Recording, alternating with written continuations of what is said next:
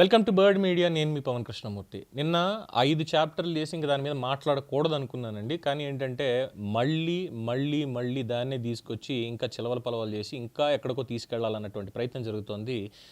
That is nothing but professor Nageshwar అంశం. దాన్ని ఇప్పుడు వేరే వాళ్ళకి హ్యాండ్ ఓవర్ చేశారు నాగేశ్వర్ గారు. వాళ్ళు దాంట్లో చేస్తున్నారు. సరే, నిన్న ప్రెస్ మీట్ పెట్టి మాట్లాడిన తర్వాత బయటికి వచ్చి మళ్ళీ ప్రెస్ జర్నలిస్టులు వెళ్ళి, అంటే నేను అది రౌండ్ టేబుల్ సమావేశం, అది వేరు.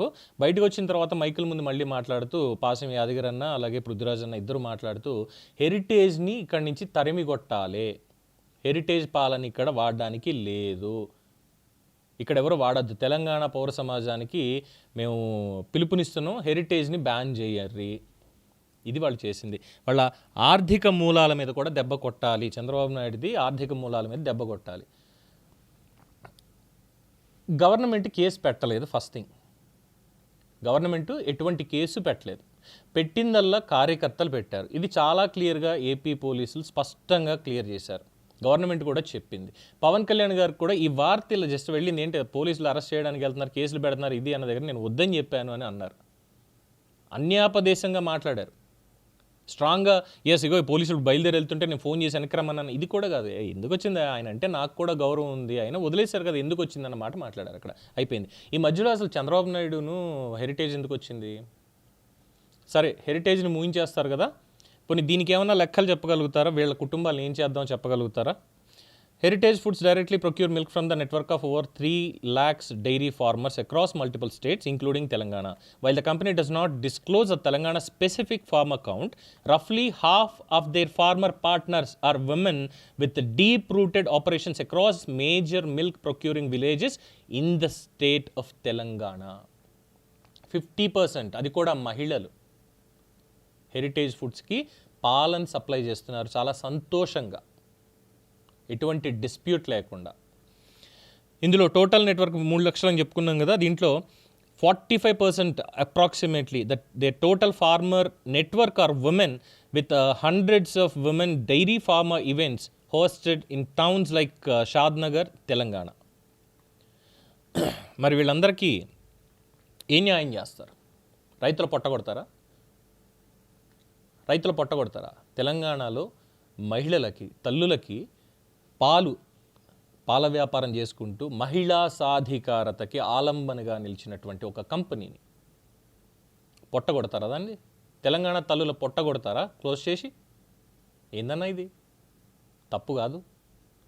ఒక వ్యక్తి మీద ద్వేషం ఉండొచ్చు, ఒక సిద్ధాంతపరమైనటువంటి విభేదం ఉండొచ్చు, తప్పు లేదు. 10 మందికి అన్నం పెడుతున్నటువంటి కంపెనీ లేదు, అందులో అన్యాయం జరుగుతుంది, అక్రమాలే జరుగుతున్నాయి, ఇదే చేస్తున్నారు. తీయండి లెక్కలు, వెళ్ళండి వాళ్ళ దగ్గరికి వెళ్ళి అడగండి పోనీ. ఇంకా ఎవరు పడితే వాళ్ళు ఇష్టం వచ్చినట్టు ఒక రేటివ్ బిల్ చేసేసుకొని చంద్రబాబు నాయుడు కంపెనీ హెరిటేజ్ ఇదైంది అదైంది ఇదే ఏంది ఇది? ఏమనాలి? తప్పు కాదు ఇది. మీకు చెప్పేంత స్థాయి నాకు లేకపోవచ్చు. మీరు ఉద్యమాల్లో శిఖరాలు, ఆ గౌరవం ఎప్పటికి ఉంటుంది. కానీ ఇప్పుడున్నటువంటి పరిస్థితుల్లో అది ఏమనాలో నెరేటివ్ తెలియట్లేదు. కానీ పాసం యాదగిరి అన్న కానీ పృథ్వీరాజ్ కానీ కొన్ని తప్పుడు మాటల్లోకి వెళ్తున్నారు. ఎందుకంటే నెరేటివ్ని మార్చుకుంటున్నారు. ఇదే పాసం యాదగిరి అన్న మాట్లాడినటువంటి మాటలు 2 రాష్ట్రాల్లో రాజకీయంగా ఈ వైరుధ్యాలు కానీ ఇది కానీ ఇట్లనే ఉన్నాయి, ఇది రెండూ ఒకటే ఉన్నాయి, కొట్లాటలు అవ్వచ్చు, తిట్లు కావచ్చు, ఇవన్నీ ఇట్లున్నాయి. ఈ రెండింటి మధ్య ఒక సయోధ్య కుదరాలే, సంధి కుదరాలే అంటే దాన్ని సమన్వయం చేయగలిగింది ఒకే ఒకడు పవన్ కళ్యాణ్ అని ఆయన మాట్లాడింది వాస్తవం కాదా? మరి ఇప్పుడేంది వచ్చింది? తెలంగాణకి ఏమైనా ద్రోహం చేసిందా? విజయపాల్ డైరీ ఇదైంది దేనికయింది? దాని లెక్కలు ఒకసారి తీయండి పోనీ, దాన్ని మాట్లాడండి. ఏదో ఊసిపోక కాదు, దానికి అథెంటికేటెడ్గా మాట్లాడాలి. అప్పుడు పోనీ ఇప్పుడు 45% మంది మహిళలు, తెలంగాణ సోదరీమణులు వాళ్ళ కాళ్ళ మీద వాళ్ళు నిలబడుతున్నారు. హెరిటేజ్ తోటి వాళ్ళు పార్ట్నర్షిప్ పెట్టుకొని మిల్క్ ప్రొక్యూర్మెంట్కి వాళ్ళ కాళ్ళ మీద వాళ్ళు నిలబడుతున్నారు. మహిళా సాధికారత ఇంకా పెరుగుతుంది రేపు పొద్దుగల. ఏం చేద్దాం మరి? పంపించేద్దాం ఎడికెళ్ళి, తోలేద్దాం ఎడికెళ్ళి.